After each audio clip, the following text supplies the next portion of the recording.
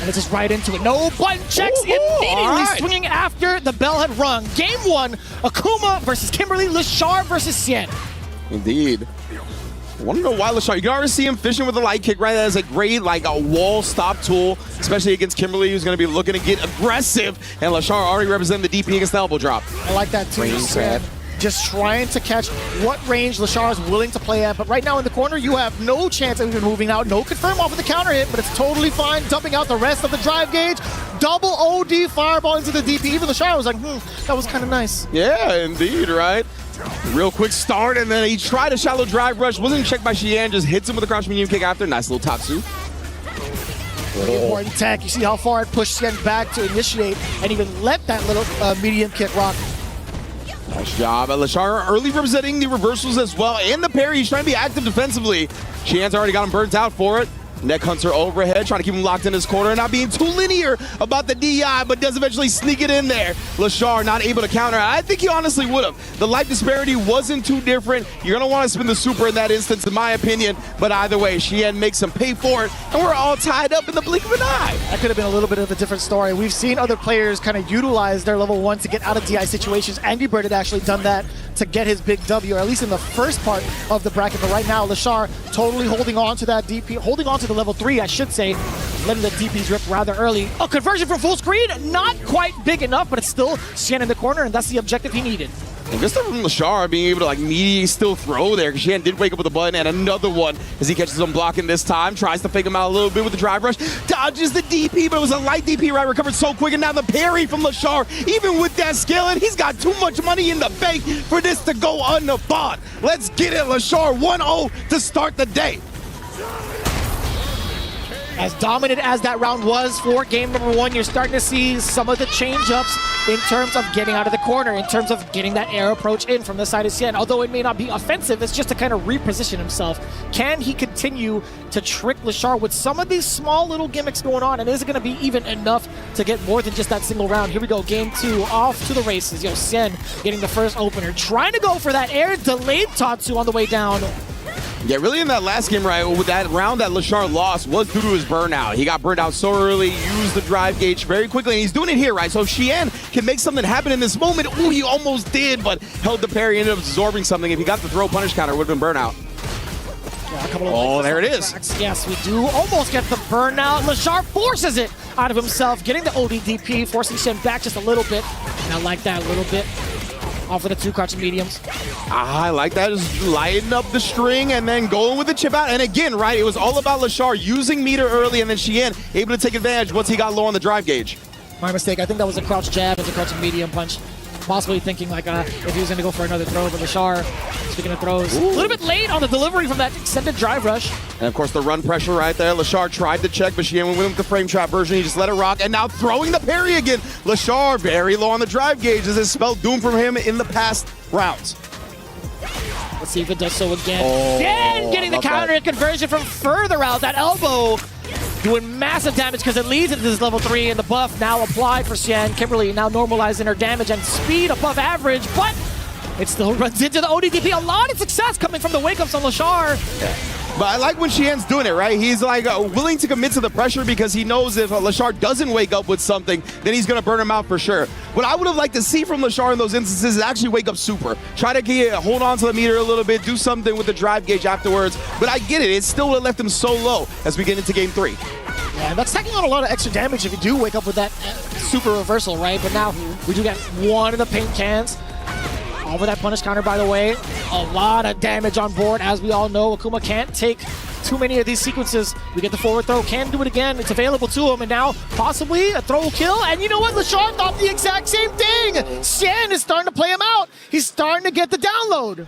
Perfect. And yeah, you remember Xian, the first run pressure was the frame trap, right? So it kind of created some hesitation on Leshar, let him sneak in the throw off the medium kick run. But now Leshar's not trying to give Xian any space to work with, right? We already got the corner. Good tech throw, though, and Xian is battling back. It's so important that it's delayed as much as possible. Damn, son, what a sweep. Oh, still clipped it. The tip of the DP. That was at the elbow, son. Yeah.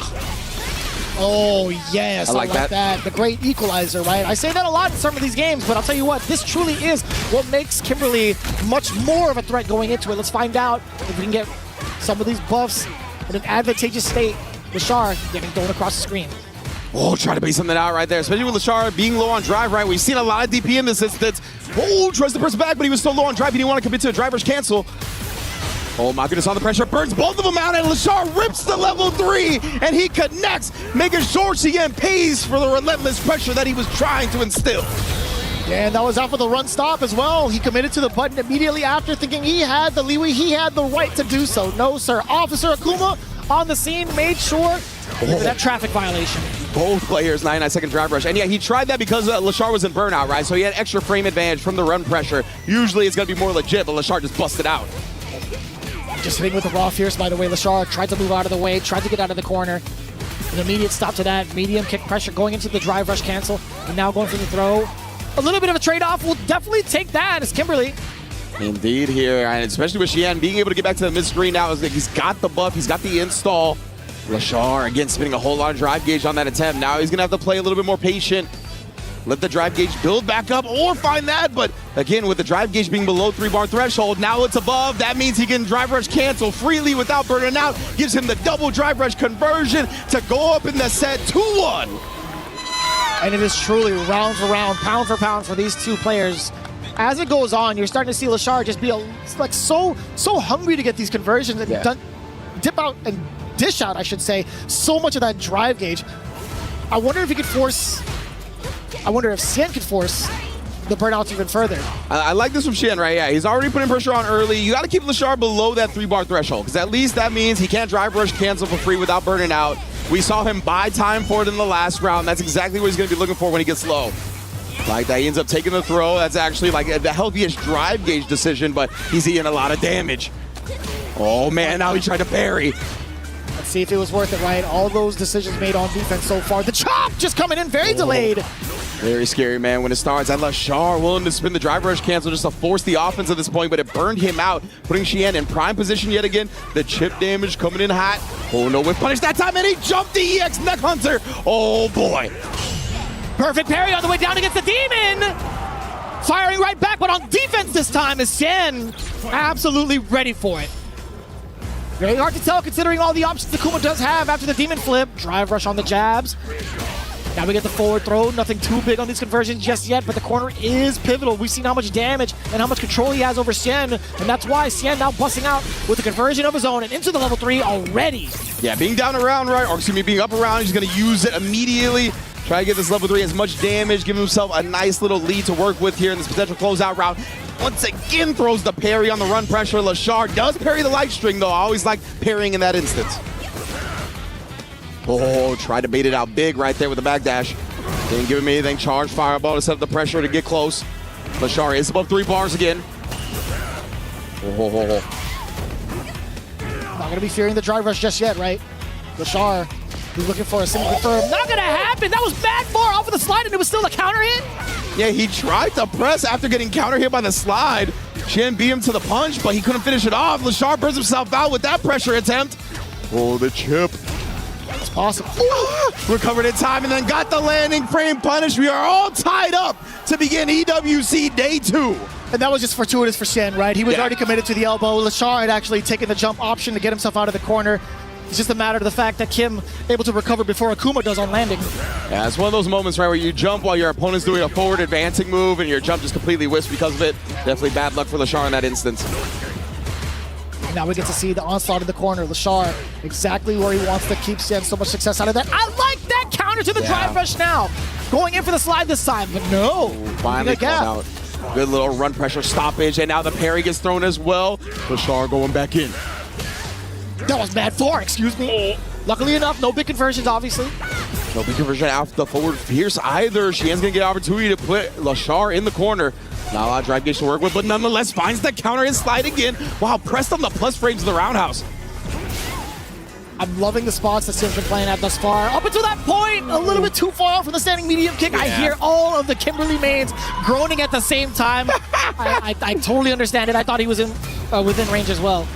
Like to grow wild. Leshar trying to dance on him a little bit here. The forward into the back dash, trying to bait something out. Again, the drive rush slide this time, connecting from long distance. Nobody's found a significant hit just yet, though. Trying to counter a check attempt.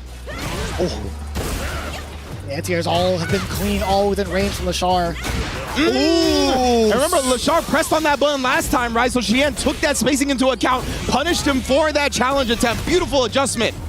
Now look again. Oh! Now baiting the OD reversal. It was about time he got one of those. The burnout is there. And remember, he's been spinning that meter. He's like, you're not going to burn me out. I'm going to burn myself out on my own accord. Xian baited it out this time and ties it up. We are in a final round. This is one hell of a set. Even Xian shaking his head. He's like, I can't believe you did that. Yeah, bruh. Definitely making some big adjustments to what Leshar has been showing him throughout the set. Oh, that's gets it huge. just in time, indeed. Punish counter. Let's keep it going.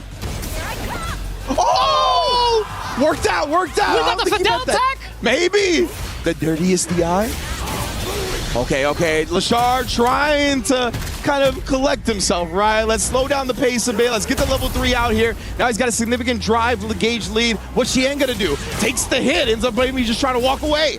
That's totally fine. Avoiding the fireball as well. And the driver's trap, he was too far away. Oh my God! Xian using the last bit of his drive meter to set up an overhead. He wanted to establish that he knew if it connected, he was going to go into the level 3. Builds half his drive gauge back in the meantime. And the throw will go in. Xian takes down Leshar to open up EWC.